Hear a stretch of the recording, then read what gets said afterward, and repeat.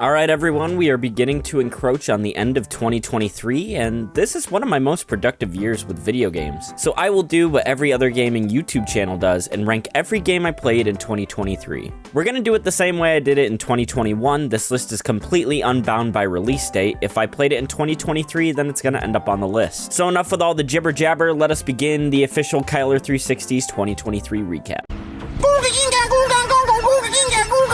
Do I need to do this again? I literally just released a 29-minute shitfest on these games, so instead of rehashing this now old news, I would like to feature a comment from that video that I found incredibly well said by user DovsR0478. Okay, but you do have to admit that the 5th loaf of bread was really good. Too bad all the loaves after that were moldy. For real though, if anyone has any doubt that Pokemon is in the gutter, think about this. If Pokemon didn't exist, and Scarlet and Violet were released today as a brand new IP, totally divorced from Nintendo and any fan base, what would happen? These games would be ridiculed and lambasted to kingdom come. They're of embarrassingly poor quality.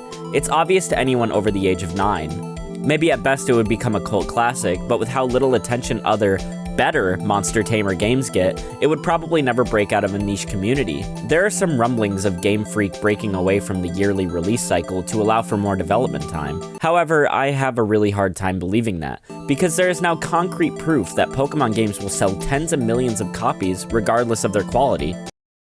Fuck these dumbass games. Snipe, snipe, Severus Snape. Dumbledore! Snipe, Severus Snape. Dumbledore! Not only did I find these games incredibly repetitive, boring, and disjointed, I felt like I was doing something morally questionable by supporting something from the mind of an actual supervillain. I didn't even buy the fucking thing, and I still felt so guilty playing this.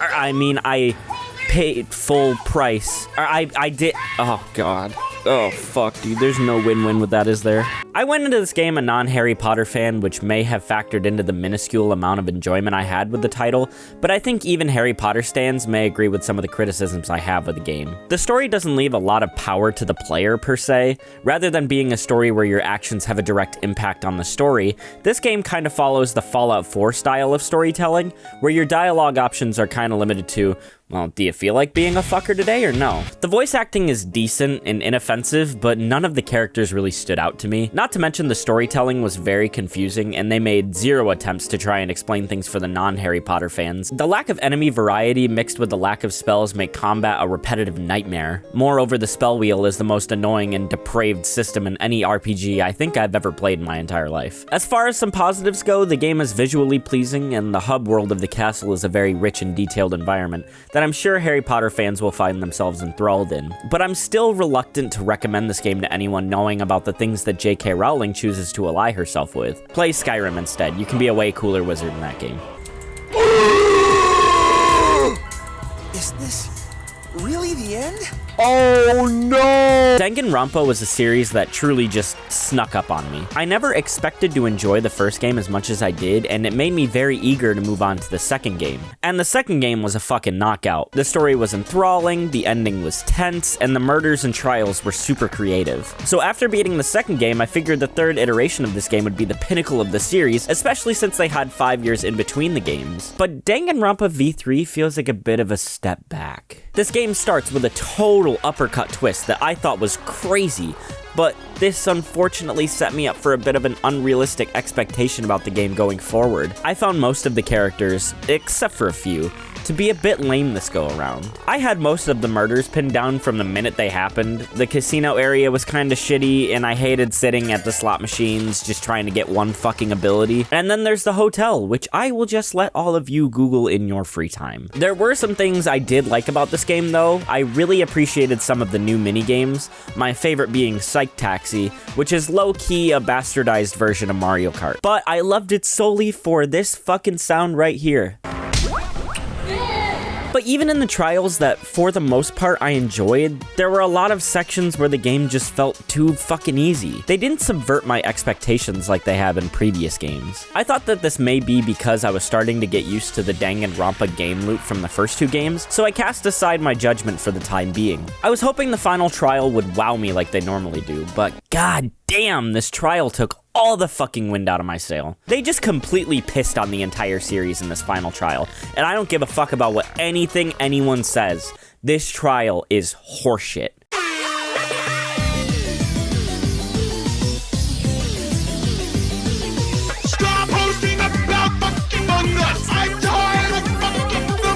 I never expected Splatoon 3 to come out so quickly and on the same console as Splatoon 2. Like, Jesus fucking Christ, we got 2 Splatoon games before we got a new Mario Kart. For the most part, I think this game is fine. It's a fun, creative third-person shooter that I played to death and back. While it's fun, though, it is relatively unchanged from Splatoon 2. They didn't add a whole lot here that I think would justify the 3 on the cover. They added a few new weapons, like bows and swords. They also added a few new maps, and the card mode. I did appreciate the fact that Salmon Run is now round the clock, which was great news, because Salmon Run is how I get my third-person shooter horde mode fix. Plus, the ranking system in this game is somehow better than Overwatch's. They rank you up based on how you perform instead of how many wins you get. This way, if you end up on a team with a bunch of people with no fingers, you can still rank up pretty quickly. But other than those few things, this game is still pretty much the same. They didn't add any new competitive game modes, which is baffling to me because there are only 4, and one of them is fucking Clam Blitz. The only thing they added here that stands out from the other 2 games is the card mode, which is about as interesting as it sounds. Honestly, I think the $60 price tag here is a little shitty, but I do think that this is a well-made game, all things considered. Just one that we necessarily didn't need. I'm dead! I'm dead! I'm dead! What the fuck? Man, you have a red dot. You're horrible. Over the past few years, we've received a handful of multiplayer fads that quickly lose their luster after release. Among Us, Fall Guys, Overwatch 2. Lethal Company is a game that I think could have a bit of staying power, though. This game revels in its ability to create funny-ass moments between you and your friends. I swear to fucking God, I have not had fun with a multiplayer game like this in a fat minute. Whoa! Oh, who died? Who got squished? This game fits into the blue-collar worker genre of games, but with proximity chat and voice filters. Like, imagine if you played Death Stranding with 3 other people in proximity chat. But therein lies my exact issue with the game. It's the same issue I have with all these multiplayer games that release. Do I like the game itself, or am I simply just enjoying the time with my friends? Well, I think the game itself has a pretty interesting premise, and having the proximity chat baked into the game kinda adds to the strategy you need to meet quota every day. I also like how helpless you feel in the face of the monsters, which makes the game genuinely terrifying. Plus, the creator of this game has already started adding tons of new features and fixes that make the game a lot better and more balanced. The game also has a pretty dedicated modding community already, which is pretty goddamn cool, and could give the game an impressive amount of longevity for a game of this style. In summation, if you want to play a fun multiplayer game with your homies, pay $10 and play this. Don't waste $70 on Modern Warfare 3, people, come on. 10 years in the joint made you a fucking pussy. Look, I don't want to get into this too much, mostly because I have a video on this game coming here soon, and we are going to hear about the series later on the list. So very briefly, this game is pretty good.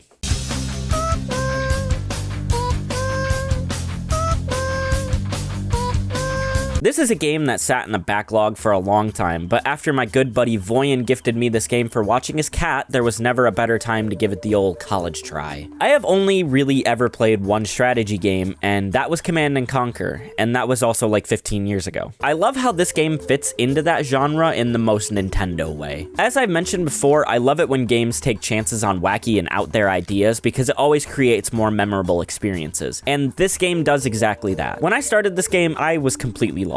I did not understand the concept, but I was urged to stick with it because eventually you'll have that moment where it finally clicks and then you start to get into it. Once I found out that you didn't have to get every single part on the level in one day, I started to bawl. The game is cute, and I like the realistic graphics on the objects that are nicely contrasted against the cartoonish Pikmin and the enemies. I also appreciated how, much like Animal Crossing, there's a visual sense of progress. The more parts you get, the more the dolphin starts to come together. The timer is a nice way to incentivize players to take risks and try to get maybe 2 or 3 parts in a day. But unfortunately, I think the Pikmin AI is awful, and I feel like I spend more time fighting with them than I do working in a functioning relationship. Like, guys, come on, stop eating the fucking grass for 2 seconds and kill this fucking bug!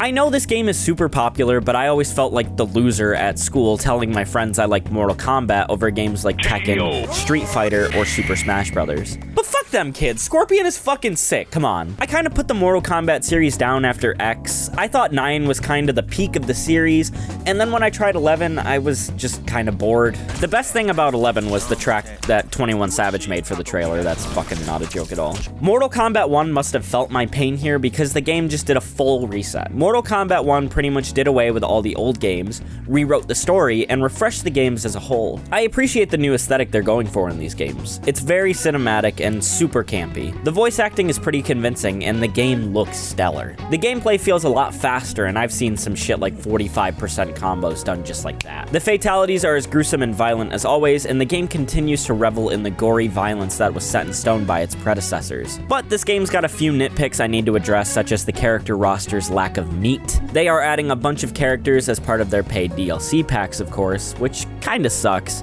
especially since we're getting characters like Omni-Man from Amazon's Invincible. But you can only play as characters like Cyrax and Sonya Blade as cameos, which is a bit frustrating because I would rather have series veterans return rather than these characters from other media series. They're trying to get people to utilize these cameo characters, but ultimately I find them a bit useless. I feel like unless you have a combo cooked up with them, they're kind of just an annoyance. Also, I'm really bad at this game, so don't take anything I say about the combat to like heart or anything. Also, the PC port sucks ass. Why can't I set my graphics to high? Why am I locked to medium?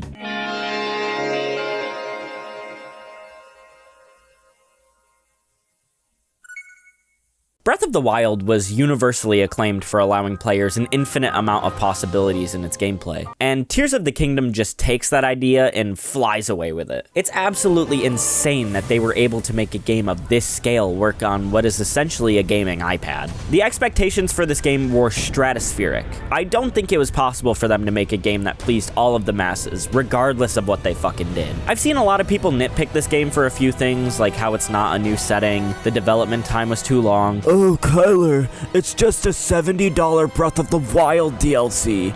And to those people, I say I'm sorry that you struggle to enjoy fun games. It's a sequel. Of course it's gonna have the same setting. Plus, they added an entire underworld and sky zone. As for the development time, yes, it was a long time, but I do have a bit of sympathy for the devs, as COVID did kind of fuck dev times for a lot of companies. Developing games is already hard enough, but then you have to coordinate everything from home? I'm just glad this shit didn't take 20 years, bro. Furthermore, I'm more than willing to wait extra time for a game knowing that the devs aren't crunching their absolute nuts off. In my humble opinion, I think they've added plenty to justify a sequel. The game takes pride in its identity of freedom and creativity in how you tackle all the obstacles you come across in the game. It's so refreshingly enjoyable to create Tom and Jerry-ass gadgets to solve puzzles. In short, if you like this game, you'll probably like Tears of the Kingdom. If you don't, I don't know, go play Parappa the Rapper or something.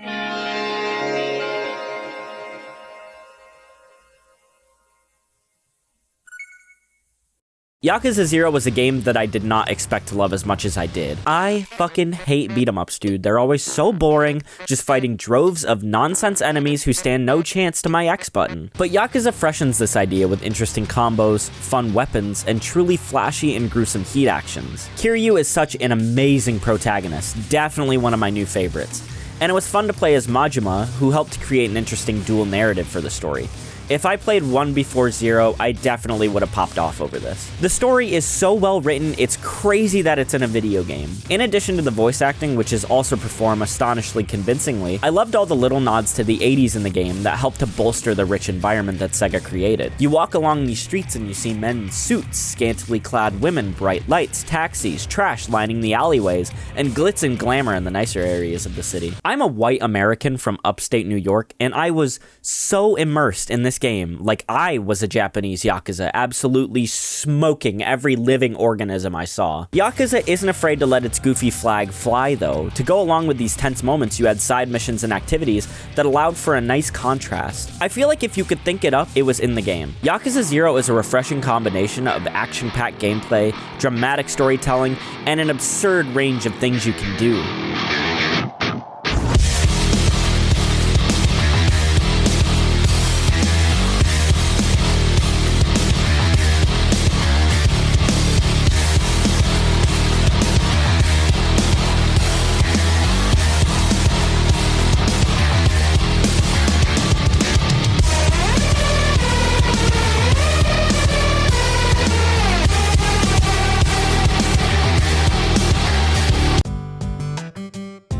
You can go bowling in this game. Why haven't you played it yet?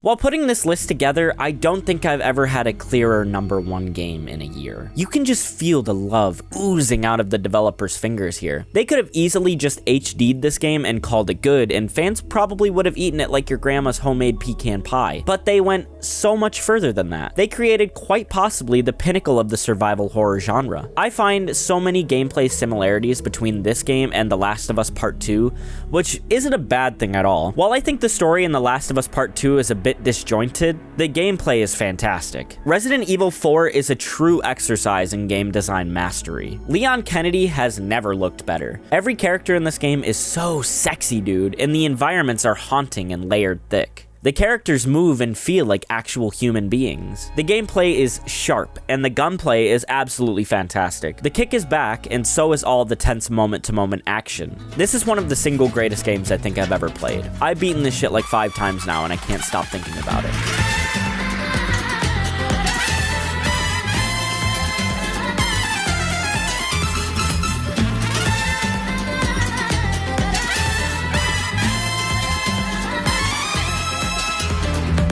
Plus, the DLC is also amazing. I love you, Ada. And that will wrap up our 2023 list. Thank you for watching. If you have a favorite game that didn't make it on the list, why don't you tell me what it is down below? Hey, thanks for watching.